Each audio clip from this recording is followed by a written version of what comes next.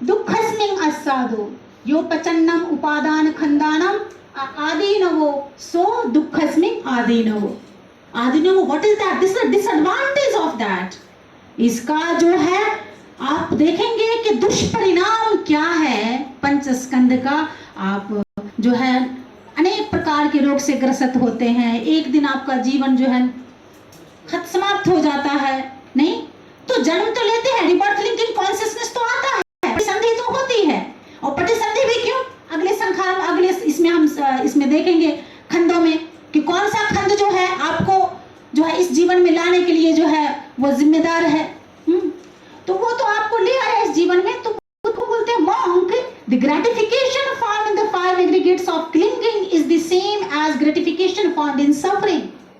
The drawback of the five aggregates is the same as the drawback of suffering. आप पंचस्कंद जो जिसको लेके ढो रहे हो आप, वो सचमुच में बहुत ही दुष्परिणाम आपको लाता है।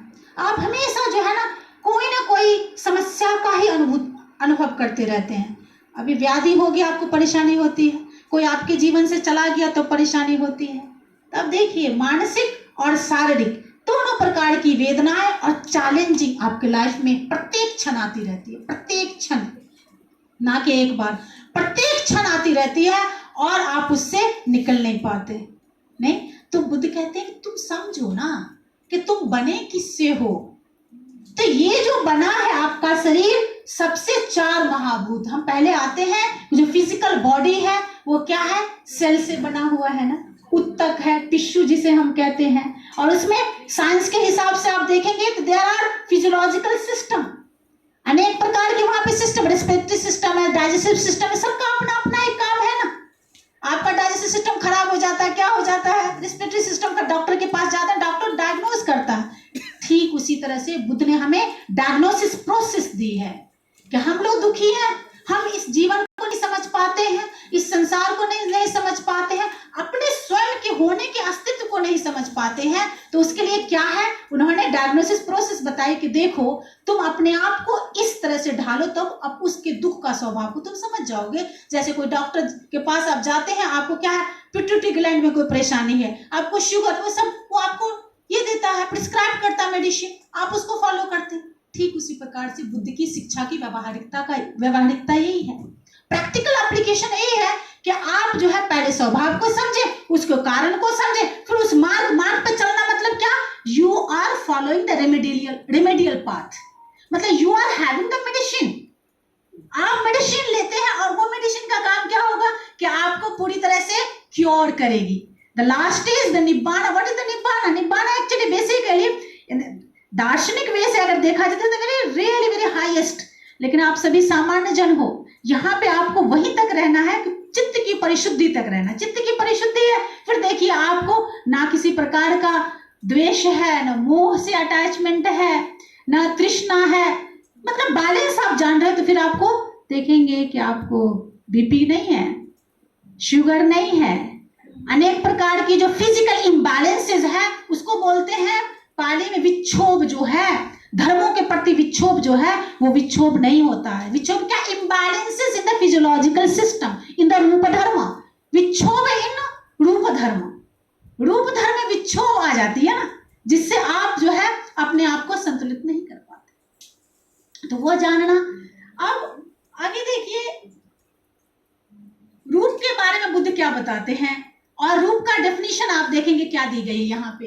यम किंची रूपम अतीत अनागत पचुपन्नानम अध्यत्तम व बहिर्म व ओलारिकम व सुखम व, आप लोग पढ़िए, हीनम व पणीतम व यम दूरे संतिके व सप्पम रूप खंडो। So whatever the form, whether the past, future or present, internal or external, gross or subtle, inferior or superior, far and near, all form is included in the aggregate of form.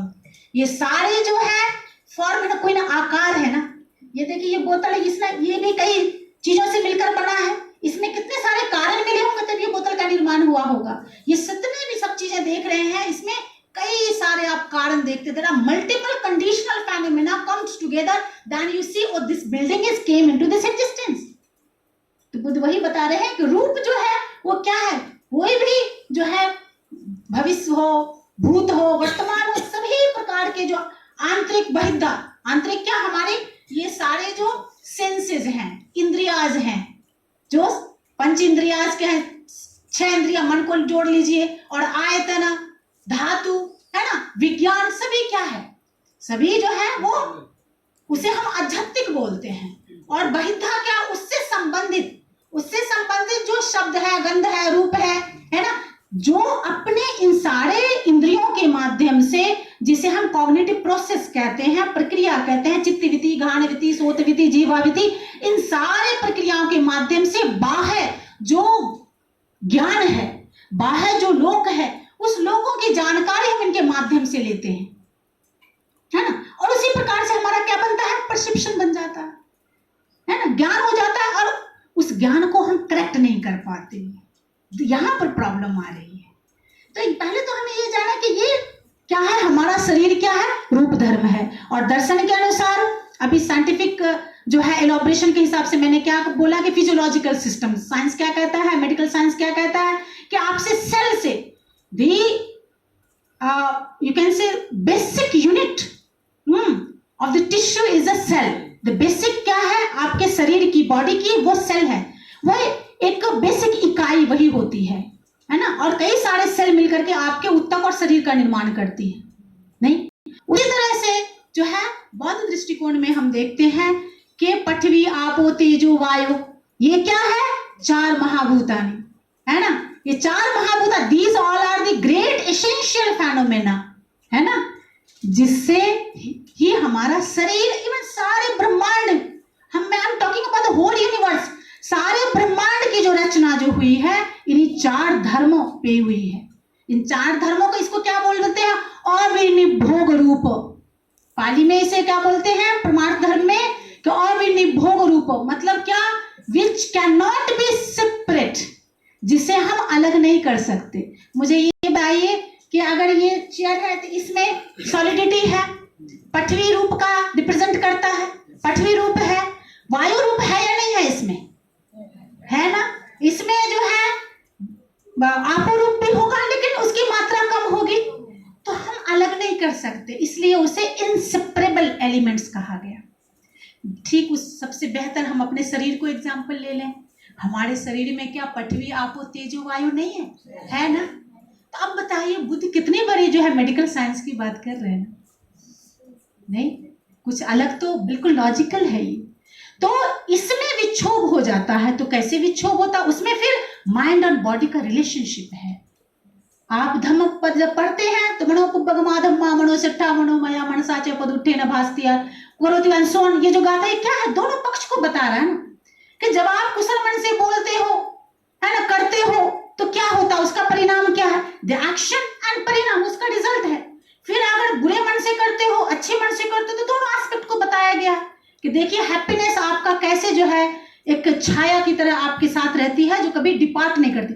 अगर शरीर है तो छाया भी है, जिस तरह से शरीर का अस्तित्व है तो छाया भी अस्तित्व है ना, तो छाया कभी आपको छोड़ती नहीं है। तो उसी तरह से हैप्पीनेस, कुशल मन अगर कुछ करता है, कुशल चेतना से कुछ करता है, तो कुशल का विपाक भी तो होगा ना। तो वो कुशल चित्त आपको क्या करती, कुशल विपाक देती है, और प्लेजेंट आपके जीवन में बहुत ही, कहते हैं ना, अच्छी अच्छी जो है अनुभूतियां आपके जीवन में आती रहती है, और कभी पीछा आपका जो है ना खुशी नहीं छोड़ती है, प्लेजेंटनेस नहीं छोड़ती है, जैसे छाया आपके शरीर से नहीं अलग होती है, नहीं। तो इस तरह से जो है शरीर की रचना है, और शरीर की रचना वो भी क्या है, टूटती फूटती रहती है।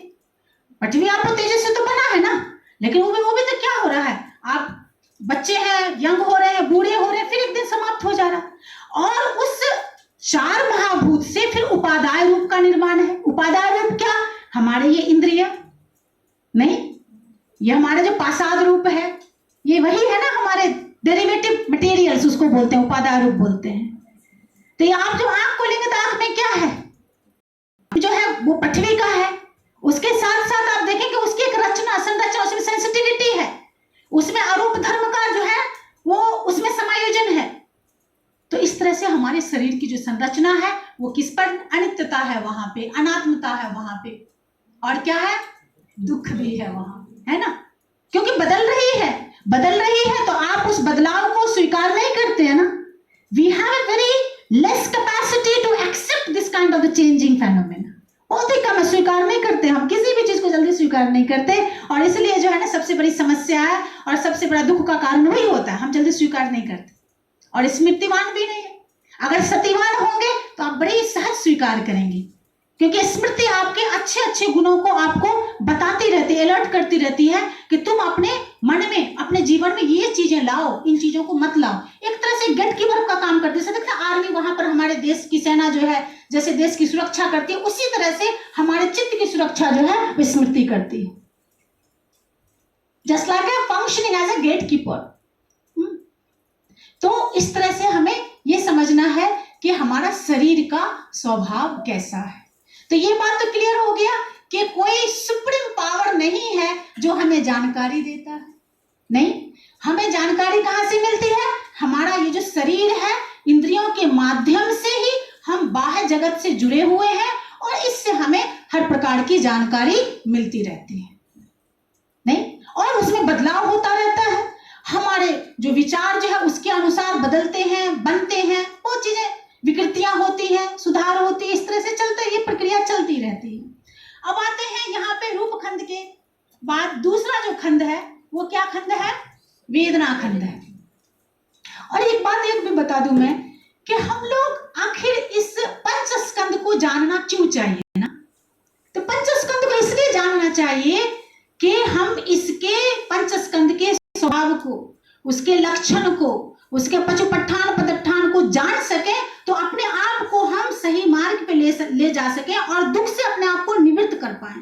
यही मेन उद्देश्य है जानना। अभी हमने क्या कहा कि जब आप अपने शरीर को जानेंगे कि शरीर जो है इसका निर्माण कैसे हुआ है, हमारे माता पिता कारण बने, और दार्शनिक के अनुसार क्या है कि हमारा जो पूर्व संखार है, अभी संखार पे हम आएंगे, हमारे द्वारा जो संचित जो चेतन युक्त कर्म है, वॉल्यूशनल एक्टिविटीज, मेंटल एक्टिविटीज जो है, वही क्या करती है कि हमारे शरीर का निर्माण करती है। बुद्ध, जब आप लोगों को सभी को पता होगा बुद्ध के उदान के बारे में, नहीं, प्रथम उदान क्या है बुद्ध का पता है आप लोगों को सभी?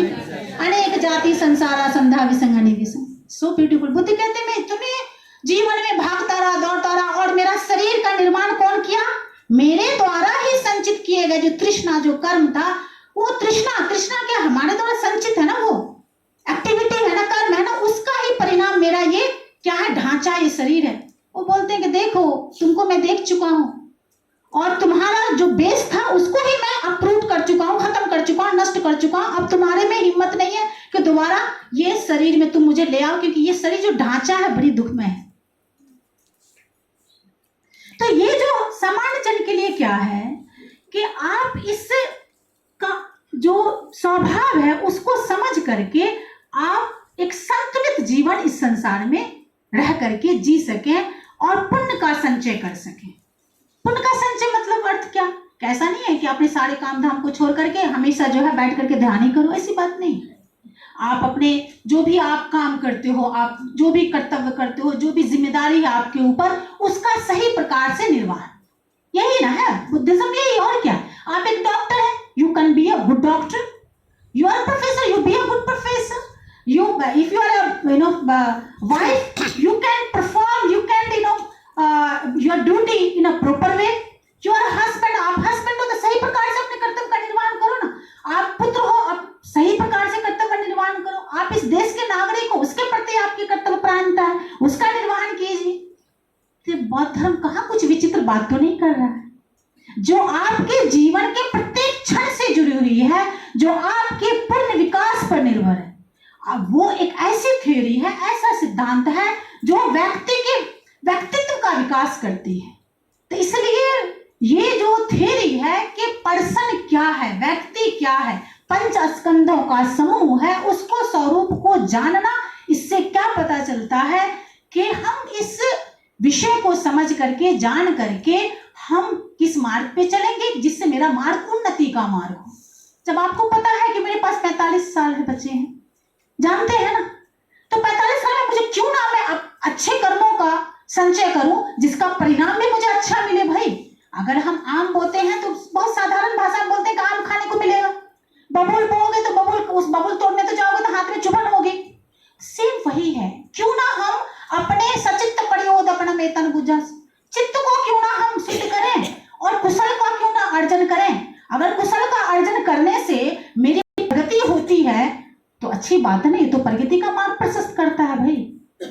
नहीं, ऐसा तो नहीं है कि अभी लोगों में क्या एक आप कहें सा एक दुष्प्रभाव कहें या एक कहें कि इस प्रकार की एक बातें जो है फैल जाती हैं और फैल गई हैं कि हम बौद्ध धर्म का अध्ययन कर रहे हैं, मतलब एक बहुत ही उसे सीमित तक देखते हैं कि जो बौद्ध धर्म के मानने वाले हैं उनकी जिम्मेदारी है, वो अपना पर है। तो ये धर्म के बारे में केवल बता, धर्म को आप व्यापकता से देखिए ना।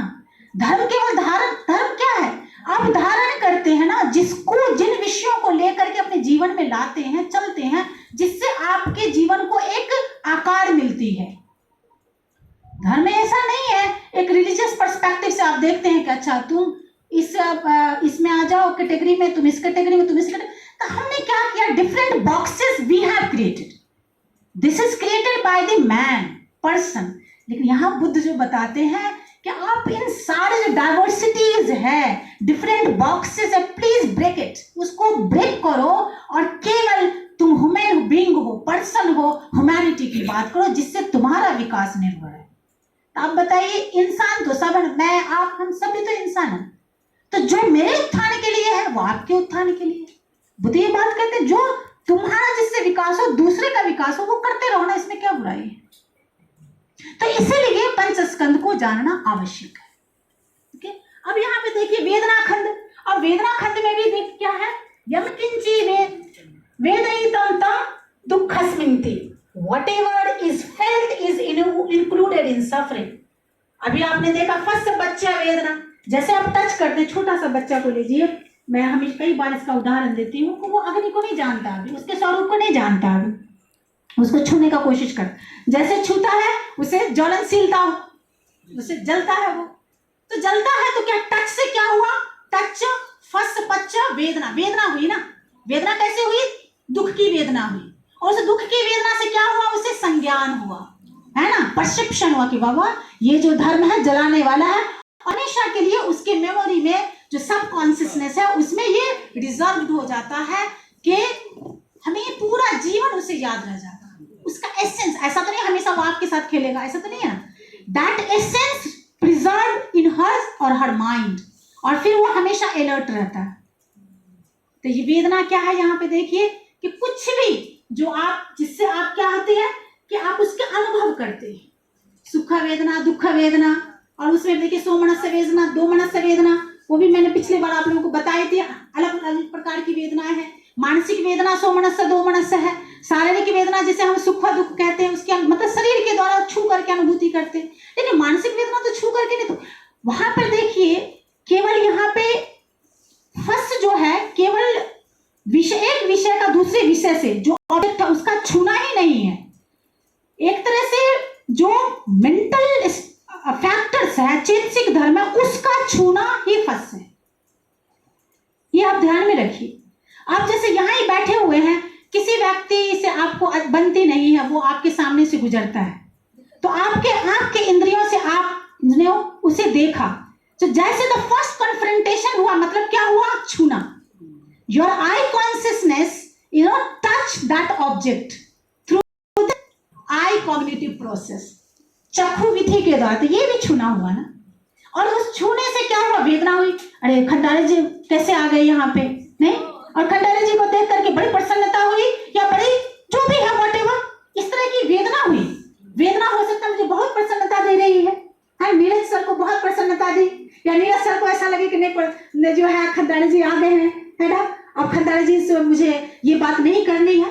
It's depend on the condition, क्योंकि खंडारी जी के साथ हो सकता है नीरज सर की पहले की जो है वो अच्छी अनुभूति होगी, एसेंस होगा, या बुरी अनुभूति होगी, उसके अनुसार जो है वह आंख से देख करके उस ऑब्जेक्ट, उस समय क्या है, एक ऑब्जेक्ट है, वो विषय है, जिससे उनको दुख की अनुभूति हुई या सुख की अनुभूति, या सोमनस्य भाव उत्पन्न हुआ, या दो मनस्य भाव मानसिक हुई। तो इस तरह से वेदना क्या है, अब देखिए अतीत वेदना से जुड़ी हुई है, वर्तमान वेदना उत्पन्न हुई, और ये वर्तमान वेदना आगे की वेदना को जन्म देगी। तो ये जो जब हम खंड कहते हैं तो खंड क्या है? वेदना इज अ फ्लो, वो फ्लो है, पास्ट प्रेजेंट और फ्यूचर का फ्लो है, इमोशन है ना। अच्छे इमोशन, अपने बच्चों को देख करके आप रोने लगते हैं ना, अपने बच्चों को देख बड़ी प्रसन्न हो जाते हैं। आपका कोई बहुत ही जो है अपना कोई खो जाता है तो कितना दुख होता है, दुख की अनुभूति होती है आपको, तो वेदना है ना वो, तो वो फ्लो है ना। आप पूरा जीवन याद रखते मेरा बच्चा था, ऐसा था, वो लॉस्ट हो गया, है ना, क्योंकि हम अज्ञानतावश उस पर हम संयमित नहीं कर पाते हैं, वेदना को हम संयमित नहीं कर पाते हैं, तो उसी वेदना में बहुत दुखी होते रहते हैं और हमेशा मतलब उससे निकल नहीं पाते हैं बाहर। लेकिन बुद्ध के सामने तो बहुत सारे जो है मृत्यु हो कुछ भी हो, बुद्ध बुद्ध है, क्योंकि उन्होंने उस प्रकार की जो मानसिक अवस्था को प्राप्त किया है, तो उन्हें ये सारी चीजें जो बदलाव है उससे वो किसी प्रकार से प्रभावित नहीं होते। लेकिन हम लोग छोटे से छोटी चीजें जो जीवन में होती है उससे हम प्रभावित हो जाते हैं। क्यों? क्योंकि हमारा चित्त जो है संयमित नहीं है, हम अपने चित्त के स्वभाव को नहीं जानते हैं। और ये सारे जो है कंडीशनल फेनोमेना हमारे आसपास घटित है, उसको हमारे हाथ में तो नहीं है ना, उसको तो हम नहीं बदल सकते। तो बुद्ध कहते हैं तुम किसे बदल सकते हो? तुम अपने जो है चित्त को बदल सकते हो। जो चित्त किससे बना हुआ है? जो नाम धर्म जिसे हम कहते हैं इमटेरियल फेनोमेना कहते हैं, अरूप जो कहते हैं, रूप धर्म तो समझ गए आप लोग सभी। अरूप धर्म किन किन विषयों से मिलकर बना है? तो इसमें देखिए क्या है? वेदना है ना। आगे देखिए क्या है? संज्ञा है, संखार है और विज्ञान है। अब देखिए यहाँ पे संज्ञा क्या है? संज्ञा किसे कहते हैं? Aggregates of perception. परसेप्शन आपको उसमें भी पास्ट प्रेजेंट वो भी अनागत अतीत का समन्वय है। तो आपने पहले से जो कुछ संकल्पना धारणा बना ली है उसके हिसाब से आज आपकी अवधारणा बनी हुई है। अगर आपने उसमें करेक्शन नहीं की तो उस धारणा के अनुसार आपके पूरे जीवन वैसा आप विचार से चलते रहते हो। तो इसका देखिए किस तरह से है। चक्षुना रूपम दिस्वा संजानाति। One perception perceive a form upon looking it with eye. Perception is conditioned by past experience and is not a direct reality but a mental construction. सही रियलिटी नहीं है, हमें जो दिखाया जाता है ना वही हम देख करके हम अपनी राय बना लेते हैं, यही परसेप्शन है। ये हमारा कैसा है? अज्ञानतावश जो है ज्ञान होती है। जो सचनेस है, जो ट्रुथ है, उसको सही प्रकार से हम देखने में सक्षम नहीं हो पाते हैं, और जिसके कारण क्या होता है? हमारी जो सोच है उस विषय को लेकर के, वो हमारा दृष्टिकोण जो है उस विषय को लेकर के बना रहता है। तो कुशल और अकुशल वो दोनों चल रहा है। अब मैं ज्यादा समय ना लूंगी, बहुत ज्यादा, क्योंकि this is a very real, बहुत वाइड इश्यू है। आगे आते संखार, एग्रीगेट्स ऑफ मेंटल फॉर्मेशन। ये देखिए यहाँ पर भी रेफरेंस आप धम्मपद का मैंने लिया है। मनोपूर्वगमाधम मनोसिकता मनोमया मनसा च पदुत्थेन भास्ति वा करोति वा ततो नंग दुःखम मनवेति चक्कम वा वहतो पदम। So mind precedes all the mental state, mind is their chief, they are mind made. If with the corrupted mind one speak or act, suffering follows as the wheel follow the foot of ox pulling the cart. नहीं, आप सभी जानते हैं इसका अर्थ। तो ये कहां से हो रहा है? संखार। संखार क्या है? हमारे द्वारा जो है किए गए जो है वो एक्शन है, वॉल्यूशनल एक्टिविटी, जिसे हम कहेंगे कि चेतना युक्त कुशल या अकुशल कर्म, वही संखार है। नहीं, और उस संखार का कुछ ना कुछ तो परिणाम होगा ना भाई, आपके जीवन में तो आएगा वो परिणाम। आपको लगता है कि नहीं इसकी वजह से ऐसा हुआ, इसकी वजह से, हमेशा भी always put finger on others, हमेशा हम दूसरों पे फिंगर रखते हैं, लेकिन कभी भी स्वयं को नहीं देखते कि मैंने गलती की थी, I have really did mistake और नॉट, मैंने पहले कुछ मिस्टेक की है नहीं की है। तो this is the process to understand, to check yourself. आप जो इस तरह से जो भी आपको परसेप्शन हो रही है और ये आप इस तरह का अनुभव हो रहा है, तो आपको देखिए कि मेरा संखार कैसा है, मेरे जो वाचिक क्रिया है, volitional this mental activity, volitional activity, volitional physical activity कैसी है, कुशल है या अकुशल है। नहीं, आप लोगों को चित्त के बारे में भी बता, चित्त कितने प्रकार से है, कुशल है, अकुशल है, क्रिया चित्त है और विपाक चित्त है ना। तो भाई आप कुशल और अकुशल तो काम कर रहे हैं, तो उसका फिर क्या होगा? विपाक होगा ना, चाहे वो कामोचर चित्त हो। कामोचर पता है आप लोगों को 89 प्रकार का चित्त है, 52 प्रकार का चेतसिक धर्म है। ये जो संखार में ये सारे हैं यहाँ पे, संखार और वेदना में क्या है? 52 प्रकार का जो चेतसिक धर्म है उसका समूह है यहाँ पे। तो 52 तो क्या है, एक जो है लिटरेरी सोर्सेस के हिसाब से it's counted 52, but this 52 generate multiple uncountable emotion, वेदना, फीलिंग, परसेप्शन, मल्टीपल, एक नहीं है। वो तो क्या है, बेस है ना। 52 प्रकार का जो चेतसिक धर्म है उससे अनेक प्रकार की आपकी वेदनाएं, संवेदनाएं, जो विचार उत्पन्न होती रहती है। और आप सभी जानते हैं कि चेतना का केवल काम क्या है?